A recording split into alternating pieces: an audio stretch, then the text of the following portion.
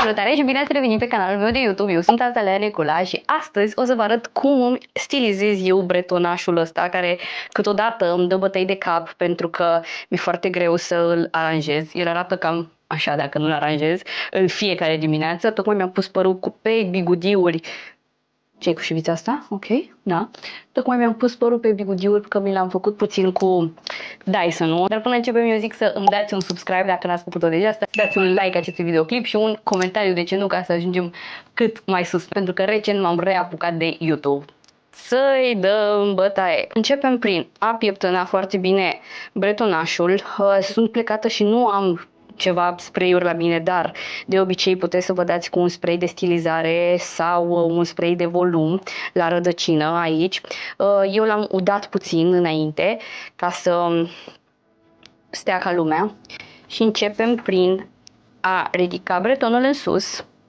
Dau drumul pe prima treaptă de intensitate, ultima treaptă de căldură și prima treaptă de putere. Așadar, l-am luat în sus. Eu aici o să am o oglindă. L-am luat în sus. Îl țin. Și fac chestia asta. Țin câteva secunde bune. După aia trec și pe partea asta ca să îl netezesc. Nu-mi place să fie electrizat. Și țin așa.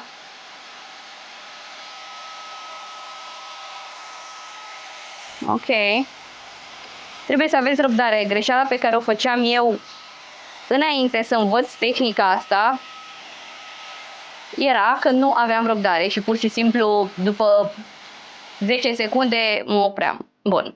Acum mai stau puțin cu părul așa până se răcește un pic. Îl apuc.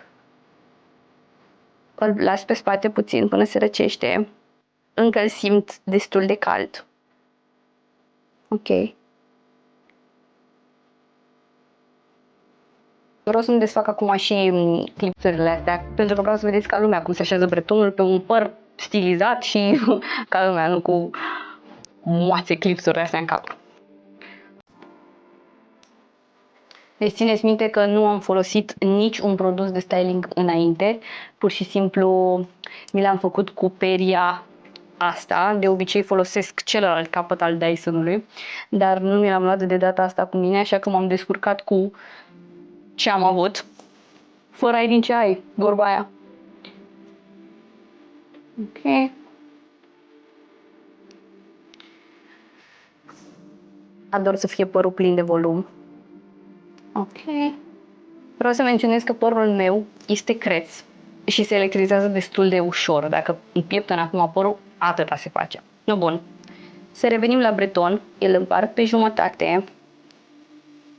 Îl dau așa puțin cu degetele în spate, ca să poată să vină frumos.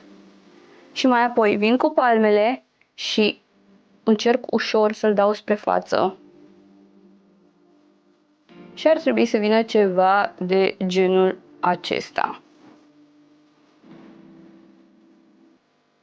Eu zic că a ieșit destul de bine. Acum ar trebui să mă dau puțin fixativ, dar ce credeți? Nu am la mine. Mi-ar fi plăcut să fie acum părul puțin mai mult volum, dar mi-am spălat părul acum 2 zile, deci eu cred că este decent. Probabil că dacă mă spălam recent pe cap ar fi fost mult mai plin de volum și dacă foloseam, bineînțeles, niște spray-uri de stilizare, dar cred că sunt destul de ok să intru în noul an așa, nu? Arăt pretty decent. Există o tehnică și anume să-ți iei șuvița și să o bagi în interior. Nu prea îmi place tehnica aia pentru că arată dubioșel. Îmi place mult mai mult așa și mai apoi dacă vin eu și fac treaba asta, să vină puțin pe față. Vă mulțumesc tare mult că v-ați uitat, sper din suflet că v-a ajutat tehnica asta, mai ales dacă aveți breton și vă dă bătăi de cap. Știu că ne place când vedem pe Pinterest la fete și spunem că vreau și eu bretonul ăsta și apoi îți place cum te aranjează la salon și acasă îți vine să ți-l tunzi de aici, îți vine să te razi sau abia să-ți crească sau o lungă perioadă de timp, cred că vreo lună, eu am ținut bretonul după ureche. pur și simplu îmi țineam șuvițele astea după ureche. Asta dacă ai noroc să fie șuvița destul de lungă, dacă ai breton până aici, gata, la revedere. Dacă v-a ajutat, ajutați-mă, vă rog, cu un subscribe dacă n-ați făcut-o deja, un like, comentariu și ne vedem data viitoare cu un alt clip. Acum trebuie să mă schimb că, by the way, am venit în fața voastră în pijamale, că urmează să mă schimb și eu. Bye!